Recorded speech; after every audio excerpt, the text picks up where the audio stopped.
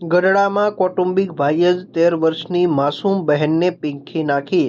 ગઢડા તાલુકાના એક ગામની સગીરાને તેના કૌટુંબિક ભાઈએ ધમકી આપી તેના ઘરે બોલાવી દુષ્કર્મ આચર્યું હોવાનો બનાવ સામે આવ્યો છે. સગીરાના પિતાએ ગઢડા પોલીસ મથકમાં ફરિયાદ નોંધાવી હતી, જેથી ગઢડા પોલીસ દ્વારા આરોપીને ગણતરીની કલાકોમાં ઝડપી પાડવામાં આવ્યો છે. સગીરા પર દુષ્કર્મ ગુજારનાર કૌટુંબિક ભાઈની પોલીસ દ્વારા ધરપકડ કરવામાં આવી છે. સગીરાને પેટમાં દુખાવો થતાં 2 માસનો ગર્ભ હોવાનો ભાંડો ફૂટ્યો હતો. સગીરાને 2 માસનો ગર્ભ હોવાનું મેડિકલ રિપોર્ટમાં સામે આવ્યું હતું. બોટાદ જિલ્લાના ગઢડા તાલુકાના એક ગામમાં આશરે 13 વર્ષ 9 માસની સગીરાને ગઈ તારીખ 4/12/2024ના રોજ એકાએક પેટમાં દુખાવો થયો હતો, જેથી તેના માતા-પિતા સગીરાને હોસ્પિટલે લઈ ગયા હતા. જ્યાં ડોક્ટરે સગીરાની તપાસ કરતા સગીરા સાથે દુષ્કર્મ થયું હોવાનું સામે આવ્યું હતું, જેથી ફરજ પરના ડોક્ટર સગીરાના માતા-પિતાને જાણ કરી હતી.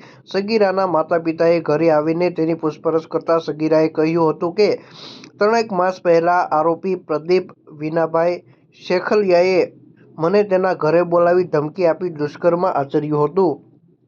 જેથી સગીરાના પિતાએ ગઢડા પોલીસ સ્ટેશનમાં આવી આ અંગે પોલીસને સમગ્ર ઘટનાની જાણ કરી હતી, જેથી પોલીસે ફરિયાદ નોંધી આરોપી વિરુદ્ધ દુષ્કર્મ અને પોક્સો કલમ હેઠળ ગુનો નોંધી આરોપીની ધરપકડ કરવા ચક્રો ગતિમાન કર્યા હતા. ગઢડા પોલીસે સગીરાને મેડિકલ કરાવવા સગીરાને 2 માસનો ગર્ભ હોવાનું મેડિકલ રિપોર્ટમાં સામે આવ્યું હતું. ગઢડા તાલુકાના એક ગામની સગીરા સાથે તેના કૌટુંબિક ભાઈએ દુષ્કર્મ આચર્યું હોવાની ફરિયાદને લઈ પોલીસે દુષ્કર્મ ગુજારનાર કૌટુંબિક ભાઈને પકડવા અલગ-અલગ ટીમો બનાવી શોધખોળ શરૂ કરી હતી. આખરે ગઢડા પોલીસે ગણતરીની કલાકોમાં જ આરોપીને ઝડપી પાડી વધુ તપાસ અર્થે કોર્ટમાં રજૂ કરીને રિમાન્ડ માટેની તજવીજ હાથ ધરવામાં આવી છે, જેવું ડીવાયએસપી દ્વારા જણાવવામાં આવ્યું હતું.